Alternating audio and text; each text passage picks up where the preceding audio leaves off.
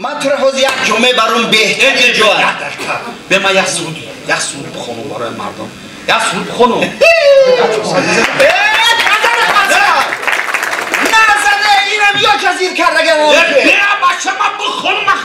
نخوان تو میدانی MGU گفتم کیه با گفتی که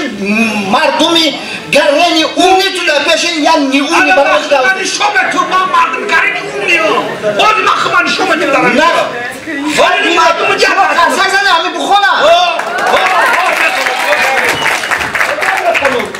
بار جزیر شد بخونم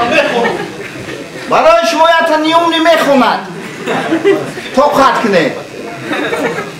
بیلتیمو مسکو تو نگیره که نفس تو میگیره دایشه من 10 بار تو میگم مسعود بخون تو باور نمیکنی مرا اینا نگاه کن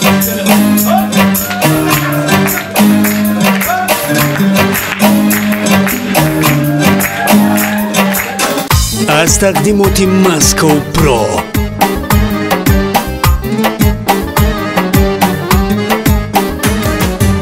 خورده باشی تو اگر زردالویی اسفره را خورده باشی تو اگر شکومی طویل دره را خورده باشی تو به شرط پیستایی دنغره را خورده باشی تو اگر دردره گوشتی بره را لذت و مزهی قند و اصلی شیری مرا نفهمیدی اگن خوب را بفهمون همه را نفهمیدی اگن خوب را بفهمون همه را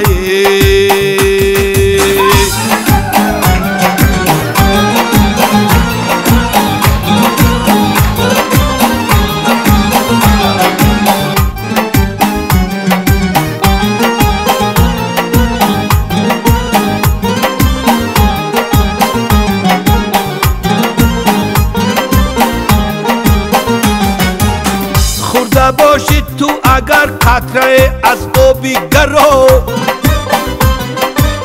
خورده باشی تو اگر جو خسور و شکرو خورده باشی تو اگر مسکفتی در کمرو خورده باشی تو اگر در سری خسور شکرو مزه و لذتی قند و اصلی شیری مرا نفهمیدی اگن خوب را بفهمون همه را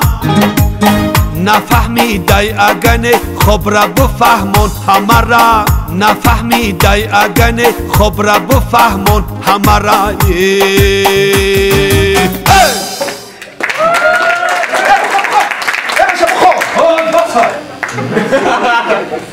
بس گفت